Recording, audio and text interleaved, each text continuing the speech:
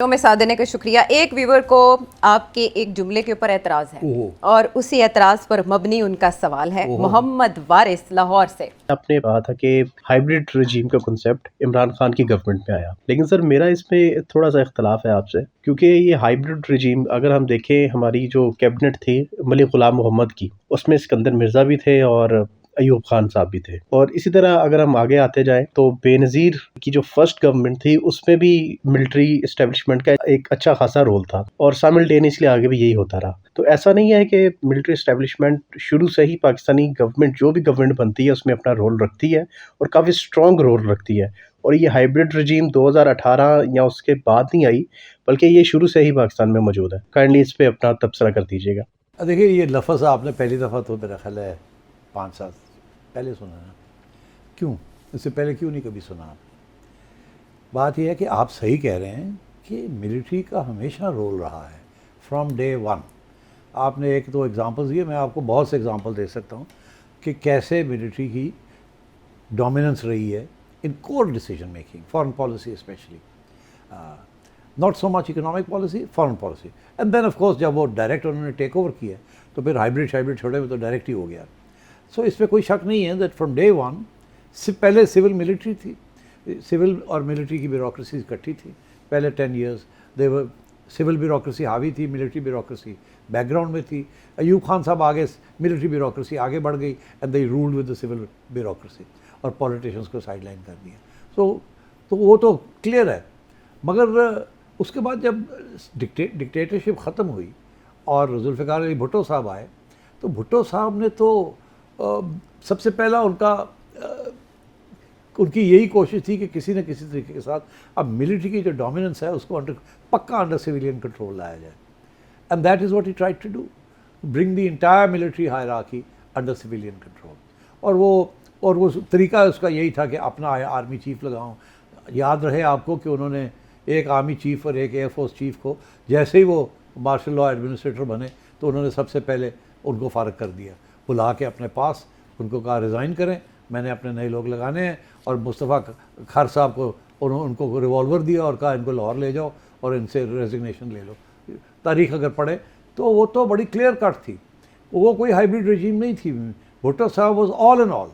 وہاں اس وقت فوج ہاری ہوئی تھی from Bangladesh the war and they were in no mood to assert دیم سیلوز. اور اوپر سے بھٹو صاحب نے بالکل ٹھا کر کے سویلین کنٹرول کر دیا. تو اسی لیے اتنے کانفیڈنٹ تھے نا کہ جب انہوں نے 77 میں ان کا خیال تھا کہ میں نے تو بالکل کنٹرول کیا ہوا سارا کچھ تو کچھ نہیں ہوگا. یہ نہیں سوچا کہ وہ ضیاء الحق صاحب جن کو انہوں نے چنا تھا کہ he himself would move to protect institutional interests.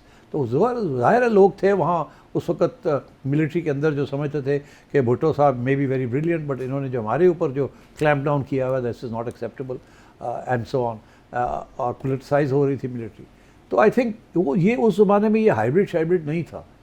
اس کے بعد جب بھٹو صاحب چلے گئے تو ضیاء صاحب آ گئے ضیاء صاحب آ گئے تو فورگیٹ اباؤٹ ہائبرڈ، وہ تو کلیئر کٹ ملٹری تھی. یہ شروع ہوتا ہے معاملہ جب بے نظیر آتی ہیں 88 میں واپس آتی ہے to take part in the elections. اس وقت یہ کشمکش تھی. Military was use to running everything مگر بے نظیر کو اکوموڈیٹ کرنا تھا. سو بے نظیر کے ساتھ ایک ڈیل ہوئی. وہ ڈیل یہ ہوئی کہ جی فارن پالیسی جو ہے وہ ہم چلائیں گے، باقی آپ کر لیں، دیٹس اوکے. اور ہم نامینیٹ کریں گے صاحبزادہ یعقوب کو and he will run foreign policy. اس وقت کلیش آ گئی. Benazir wanted peace with India. وہ راجیو گاندھی کے ساتھ بات آگے بڑھانا چاہ رہی تھی، امن کی بات کرنا چاہ رہی تھی، اوپن کانٹیکٹس، اوپن بارڈرز وغیرہ وغیرہ وغیرہ. تو دیٹ واز ان ایکسیپٹیبل. تو اس لیے پھر بے نظیر کی چھٹی کرائی گئی. مگر اس وقت بھی یہ ہائبرڈ نہیں تھا، ایک سازش کے تحت ان کو نکالا گیا اور وہ بھی پولیٹیشنز کو استعمال کر کے. اس کے بعد کیا ہوا؟ Then you had 10 years. Nawaz Sharif sahab آئے، بے نظیر آئی، نواز شریف آئے، بے نظیر آئی، مشرف آ گیا، and so on and so forth. تو یہ ہائبرڈ کا جو نوشن ہے نا یہ ایک فارمل نوشن ہے. ہمیشہ ملٹری 2-3 ایریاز میں سویلینز جب رول کرتے تھے تو وہ اپنے ہاتھ میں رکھتے تھے. Most important was national security and foreign policy. Because ہماری foreign policy is equal to national security. 2 interest ہوتے تھے کہ foreign policy oblique national security ہم فیصلہ کریں گے، ڈونٹ انٹرفیئر. کوئی ادھر ادھر اگریمنٹس کرنے کی کوشش نہ کرنا, کوئی ہمیں کمزور کرنے کی کوشش نہ کرنا. ہم صرف ان ایریاز میں ہیں, آپ کریں اکنامکس یہ وہ وغیرہ آپ کریں, جوڑ توڑ چھوڑ, ہمیں کوئی انٹرسٹ نہیں ہے, وی آر آؤٹ. اور آپ he you have the right to appoint the army chief also, اس کے اوپر بھی ایشو نہیں تھا. جس کو چاہے آپ دیکھیں نواز شریف صاحب نے اپنے آرمی چیف اپوائنٹ کیے, اپنے D G I S I appoint کیے, بے نظیر نے اپنے آرمی چیف اپوائنٹ کیے, اپنا D G I S I appoint کیے. اس وقت یہ چیزیں کھلی ہوئی تھی, اوپن. یہ جا کے کلوز ہوئی ہے with the arrival of Nawaz Sharif, جب کہ پریشر پڑنا شروع ہو گیا میاں صاحب کے اوپر آن دیز ایشوز. مگر وہ ڈٹے رہے, اس لیے یہ فیصلہ ہوا کہ ان کو نکالنا ہے, and they use the judiciary for that. جب عمران آیا تو پھر تو ساری پریٹینس ختم ہوگی نا. Same page, officially launched same page, that was the hybrid regime, کہ اب ہم ہر کام مل کے کریں گے, جہاں بھی جائیں گے ہم کٹھے جائیں گے. آپ کو یاد ہوگا باجوہ صاحب ہمیشہ ساتھ عمران خان کے جاتے تھے آتے تھے, and so on and so forth, اور مل کے ہر روز ہی ہوتا تھا سیم پیج, ہم تو ایک ہی صفحے پہ ہیں, اور ایک دوسرے کی تعریفیں ہوتی تھی. اور یہ بڑا کلیئر تھا کہ آپ نے ڈیمارکیٹ کر دیا ہے کہ آپ یہ کریں گے ہم یہ کریں گے, اور یہ ساری ذمہ داری جو ہے یہ جوائنٹلی لیں گے. تو I think that is where the hybrid notion.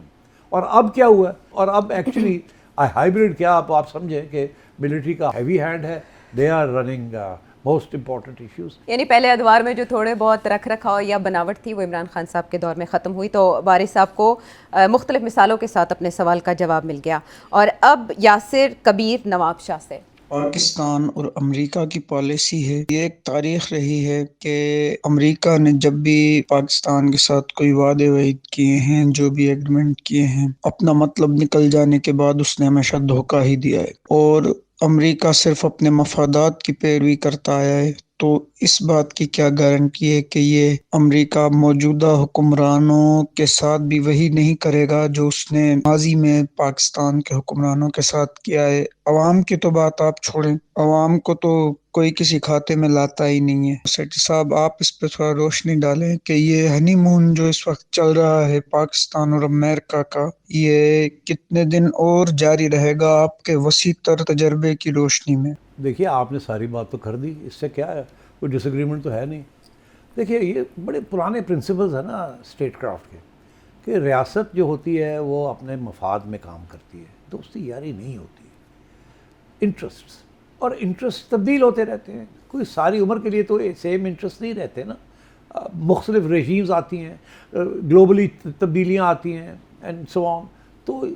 تو اس میں کیا ہے سرپرائزنگ بات ہے کہ امریکہ اپنے انٹرسٹ کو واچ آؤٹ کرے گا, مگر ساتھ ساتھ یہ ہے کہ ہمیں اپنے انٹرسٹ کے لیے واچ آؤٹ کرنا چاہیے. تو یہ تو پرانا ایک اصول ہے, اور اس کو بھولنے کی ضرورت نہیں ہے. اگر بھولتے ہیں وہ نقصان ان کا ہو جاتا ہے. فار ایگزامپل انڈیا کے ساتھ آپ دیکھ ہی لیں کیا ہو رہا ہے.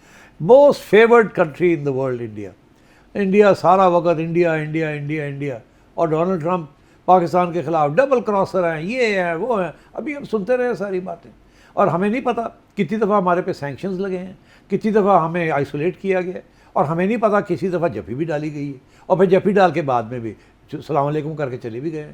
اگر آپ چاہیں تو میں آپ کو بہت سے ایگزامپلس دے سکتا ہوں, مگر آپ جانتے ہیں اس بات کو. تو یہ وی نو دس, امریکہ knows it, everyone knows it. ہر ڈپلومیٹ جو ہے اسے اس بات کا احساس ہے کہ انٹرسٹ اپنے واچ کرنے ہیں. اگر امریکہ آج دوستی ہے, بڑا لوی ڈوی ہو رہا ہے, تو اس کا یہ مطلب نہیں ہے کل بھی ایسے ہی رہے گا. انڈیا کے ساتھ آپ نے دیکھا ابھی حال ہی میں کیا ہوا ہے, آپ نے یورپ کے ساتھ دیکھا کیا ہوا ہے. وہ جو اتنا لمبا چوڑا نیٹو الائنس یہ ہے وہ ہے فلانا, راتوں رات امریکہ under Trump thinks its interest different. وہ بھی they're in a state of shock. Why are they in a state of shock? They should not be in a state of shock. انہیں احساس نہیں اس بات کا کہ امریکن انٹرسٹ may change.